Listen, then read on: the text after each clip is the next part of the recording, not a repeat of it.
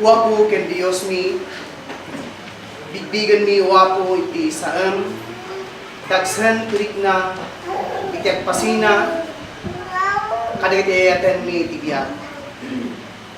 Pudno wapo malapunos kami tila dingit, agugwayan wapo, iti kinapudno ng iti deti nga biyak, saan minto nila makita pa'y.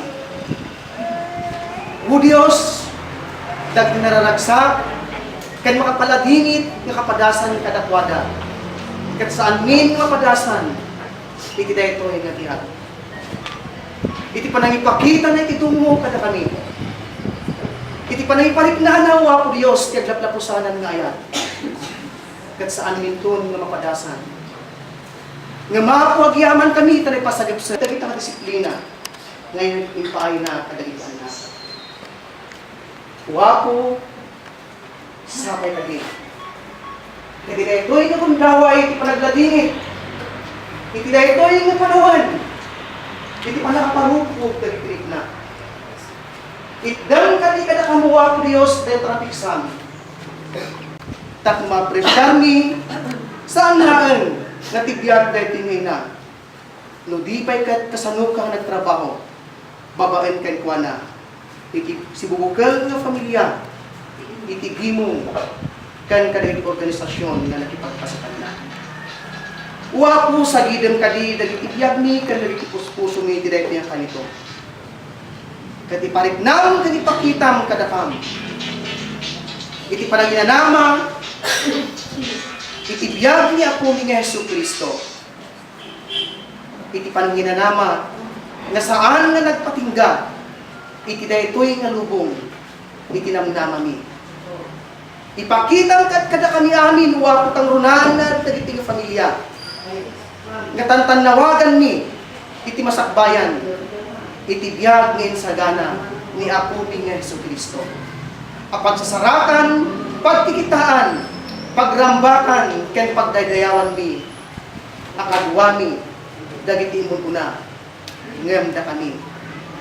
Wapo ken Dios mi, saranayan na kam, iti daytoy kanito. Ket iti presensya, iti tumunggal maysa, itdem kad nga bang-an, ken inana, kadagiti agsensen na ay narigna ken puspuso. Kanunaan kadagitoy, nga paset, iti pamilya, iti imungot at niya kapsat. Wapo, ang trabaho ka dito na santo ang Espiritu, iti nagtitilan. At niya, nagmong tinaimtaklan, nakaasi ka nito siya.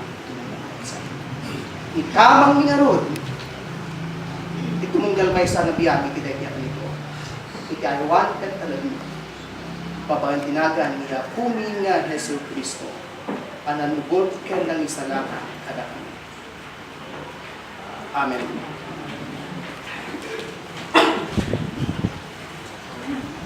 Our Father, who art in heaven, hallowed be thy name. Thy kingdom come, thy will be done, on earth as it is in heaven. Give us this day our daily bread, and forgive us our debts, as we forgive our debtors. Lead us not into temptation, but deliver us from evil. For thine is the kingdom, the power, and the glory forever.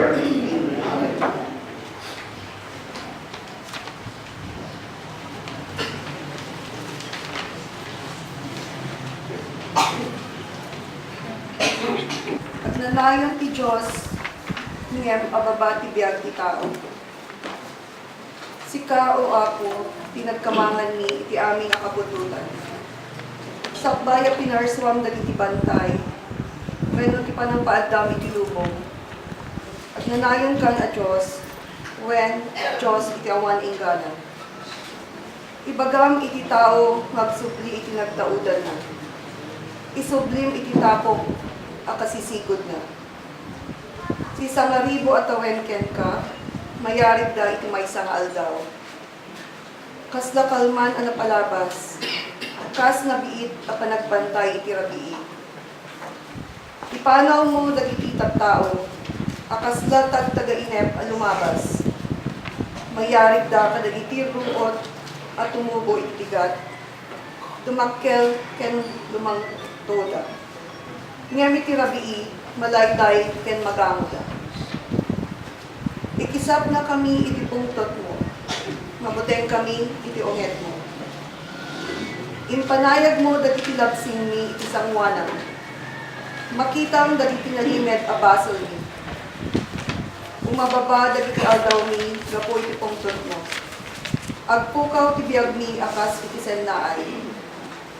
Ito pulo la atawen ti panagbiag mi, wenno 80, no nasalunad kami. Nupay kasta, tuop ken laging itiyagda, agpatingka ti biyag ket awan kampo. Itinananay abilay ti pungtot mo. Siya sino ti makaampo, iti buteng ayeg ti unged mo. Isuro na kami, amang bilang kadagiti aldaw mi, tapno ang balik kami ang masige. Ay kadi na tukapder kasi kita palayawan ang San Juan ng Ebanghelyo. Tiyapo ti adda kumakada kayo. Ti nasantuan ng Ebanghelyo ni Apo tayo nga Hesu Kristo. Kas mayanurot ket San Juan. Iti magpisapulo kat upat na kapitulo. Kumuna aging gana kinakainan nga bersikulo. Kinuna ni Jesus kadakwada saan kayo madanagan ken mariribukan. Mamati kayo ti Dios ket mamati kayo met kaniya. Diya kung may bagaletoy kada kayo saan napudno. Kalpasan ipapanko pa ng isagana ipamyanan niyo umay kayo to alaen tapno adda kayo met iti ayan ko. Ang muyo ti dalan nga tulong iti papanak. Hingampon sa dino ti papanak. Kasano nga rod nga mumi ti dalan. Siya ti dalan ken ti pudno ken ti biyag tinsumbat ni Jesus. Sa ti Ebanghelyo ti Apo. We're pilgrims on the journey of the narrow road, and those who've gone before us line the way, cheering on the faithful, encouraging the weary. Their lives a steering testament by so brave a cloud of witnesses. Let us run the race not only for the prize, but as those who've gone before us. Let us leave to those behind us the heritage of faithfulness passed on to those behind us by us faithful. May the fire of our devotion light their way, and to believe, and the lives we live inspire them to obey. Oh, may all who come behind us find us faithful.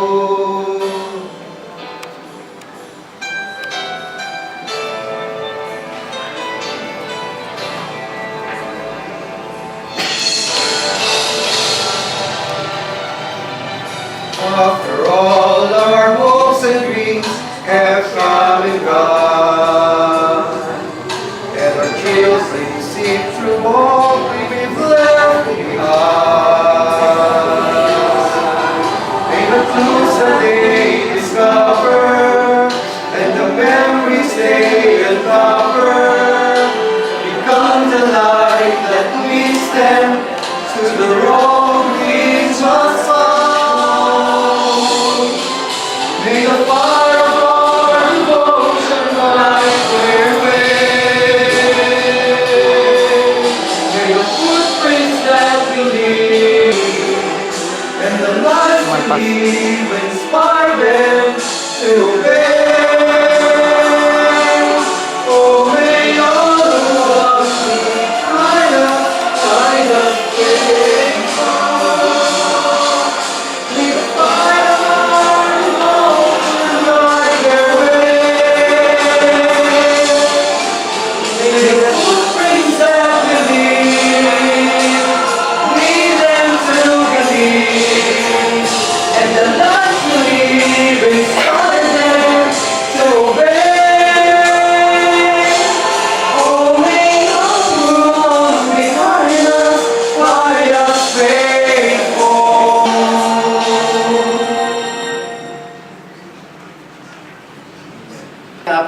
kakabsat, mailiwak unay kada kayo nga kakailyak nga taga Peñarubia. Ay consider yo nga kailyak kapunta dito iti kabayagan nga nagdistinwa. Kahit kuman nga patakdiren, da Perlita, Amor, Joy, Beverly.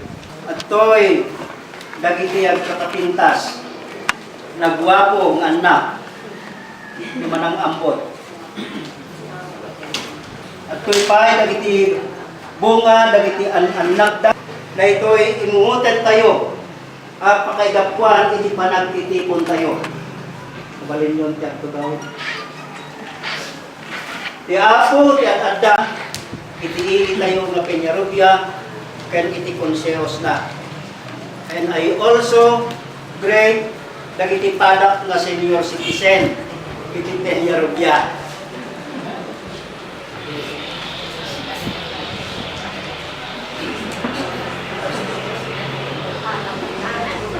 Nanggagan tayo, tinaybasa nga paset, iti nasantuan nga pasuratan, manipot, iti sinurat, iti Ari Solomon. Iti Salmo, kapitulo ang magkaisya mapulo, pinatog nga muna, aging gat pinatog, ang may kasangapulo ketwa. Kaya iti naimbag nga damag, niabot tayo ng Jesucristo akas insurat, ni Apostol Juan, kapitulo asang apulo ketokpat, binatog nga muna, aging ga, iti maikanem. Sa anak nga sao kada kayo maipapan, iti personal nga panagbiyak, dahil ko'y nagtitipunan tayo ita, ngam ad-adda, nga tipagsawak kada kayo on the biblical basis, dahil to'y nga nakatipun-tipunan tayo, nga sapay lakadi, mailanagda, iti panunod, puso, kahit iti bibiyag tayo, dagito'y nga sasao, iti Apo. Kakabsan, iti Apo, timawag, sa Reverend Sulatre, kay ni Manugang nga Pasing, ni Mestra Pasing. Actually, I had so many appointments. Tinawagan na kini Judge Bonhoeffer Bernardes, iti kandon nga agaten, iti installation, para pinguana, and also our division superintendent of the City Division of Figan. Actually, kataw-tawag na kanyang tatay lang manen. Kaya kinunak ad-daak dito yung Peñarubia. Kaya ad-ada, nga kasmaysa, nga na-set aside, nga makipagtrabaho ti Apo. Ad-ada, nga sangwag na yung pastoral golfo. Nga, kada kitidaduma, nga trabaho. Iso na ito, Apo, napatag kayo unay kanya. Napatag kayo, nga kakailyan, kan kakabagyan. Ipiili tayo nga Peñarubia, pangunan na, kada kayo. Nga manadladingitan ag sagaba kapo iti pupusay iti mungutan nyo nga ina. Ngam nagasat kayo kakabsat kaput tayong sagana na tibiyag na iti napinpintas nga pagbanagan ken pagsayaatan uray pa iti bukod na nga pamilya. Dahil ito'y paswet nga pagpanpanunutan tayo. Amok nga adda kada kayo nagiti nakapaspasyar iti nasyon nga Ehipto. Tartarigagayang matkumati mapanagpasyar sa diyay. Takayat ko nga mapanagnagan. Dagiti kaugalian dagiti Ehipto. Kanda dumapay nga nasyon. Nga mapoyo the ancient Egyptians. Siguro nasirisirib da ngaminda tayo. Para sa tikas aramiden da iti mountain province, dagiti mamis nga makunkuna, may Paris, iti kaugalian dagiti taga-Ehipto. We are told that every feast, there was always an extraordinary guest nga makikatugaw kadakwada iti ngudo iti lamisaan da. Ganda ito nga sa ngailida, she or he was heavily veiled. saan pulos ka mangan, saan pulos ka uminom, kan saan pa'y nagsasao. Dahil ito nga sa mailida, kahit isot makunkuna nga skeleton. Nga dahil ito kan kanayon amang ipalagip kadakwada, kan mangwarning kadakwada. Uray pa iti tiyempo iti panagragragsakda. Iti tiyempo iti panagladingit wenno panagsagawada. Amang ipalagip nga da panagpatingga. Dahil ito'y naidagaan nga biyag. Akas, iti kapadasan, iti pamilya ita. Nga mamuyaw kakabsat, there are so many several beneficial results that could come to us. No seryoso tayo nga mangsamo, iti kaipapanan, iti dadateng ni patay para kada tayo. At sapay ta positibo unay, dayay response tayo, awan ti panagamak kada tayo. Ni Ari Solomon may isa kadagiti kalaingan nga ari akas saritaan iti pakaistoryan iti nasantuan nga Biblia. Binigbig na ako sa kulan ang ma-inventory iti panagbiag na. There is a need to inventory the life of every believer. When amin nga tattao akas kanya Ari Solomon.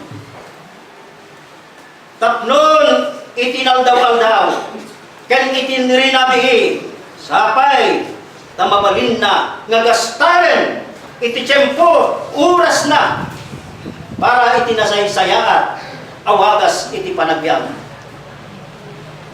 Adjusting life to the fact of death would probably produce at least 2 or 3 results. First, maagasan.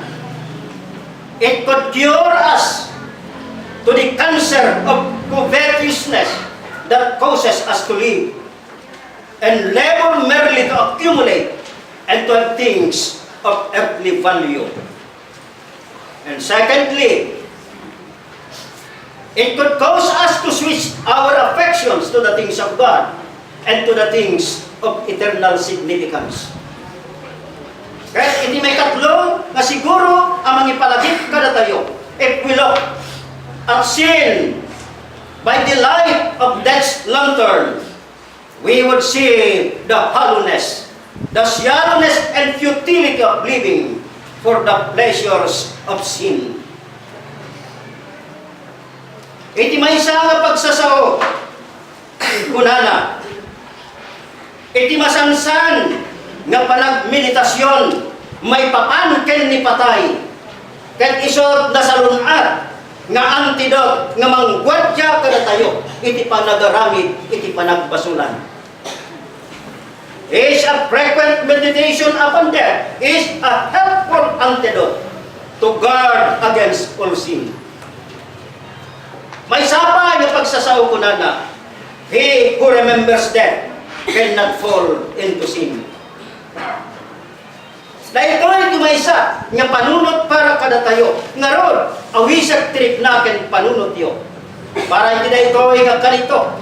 Tapnon iti kasta, pagpadasan tayo man, nga pagsasaritaan, maipapan, kan ni patay. Let us consider death into our lives. Awan nga tan, iti makunkuna nga sentro, iti mapagsasaritaan tayo ita, no di isot maipapan kan ni patay. Lalo iti na ito'y ngaldaw.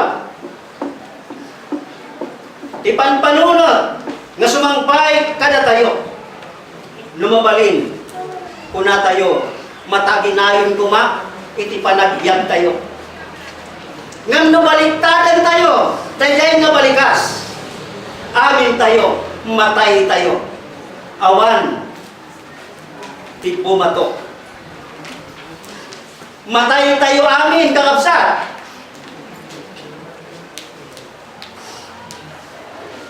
Sino tikadwan titawan ka na kayon? I think we are here, the senior citizens of Peñarubia. Ay, lumalakay kin bumabakat tayo kakabsat.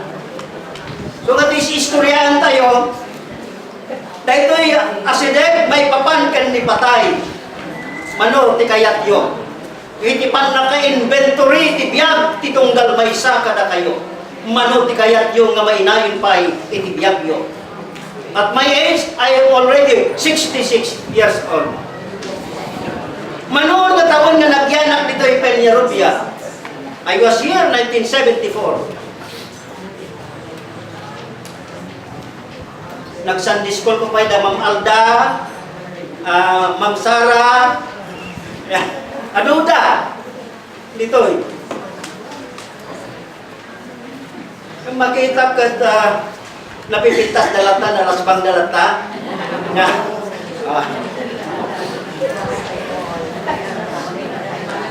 Kada tayo, nga senior citizen, kakapsat, siguro malagig tayo. Nga tattao, saan tayo ngagpaya? So, let us consider the origin of death. We die because of our sin. Iti Romans chapter 5, verse 12 kunana, imay ibasol dito'y lubong. Gapo iti may sa tao, kat inkuyog ti basol na ti papatay, iti kasta. Nagsaknap ti papatay ti amin nga tao dito'y lubong, agsipot, tanak basol amin nga tao. Asinot saan nga nagbasol ka na kayo? Ti simbaan kakabsa, saan anabangon para kadang itinalintag na tattao? Ti simbaan, wenno kapilya, nabangon kadang iti managbasol at tattao. Tapmo ni managbasol at tao. Inton inawat na ni Apo Jesus kas manupot kan mangisalakan na iso, he or she is a forgiven sinner. And we say, praise the Lord. Daita, iti ganas na, iti adda, pamati na, ken ni Apo Dios. Alistan yun papan makimisa, alistan yun papan makigimong. Saan yung mabaybayan, tipan nakaikamang iyo, ken ni Apo Dios. Abangan, nururayan na kayo. Kamuno ni Pastor, Historiana, sarsaritan at maipapan, iti impyerno. So, na ito ipalagip na kada tayo. Not only consider the origin of death, let us also consider the certainty of death. Iti Hebrew chapter 9, iti verse 27 kunana, na ito ding amatay iti tao, iti maminpinsan, ket kalpasan na ukumen ni Apo Dios.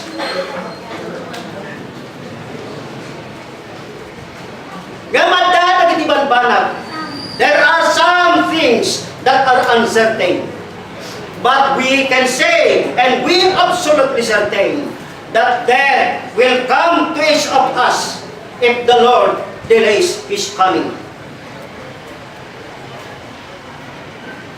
Iti kabibilgan, kabigsaan nga tao dito'y lubong.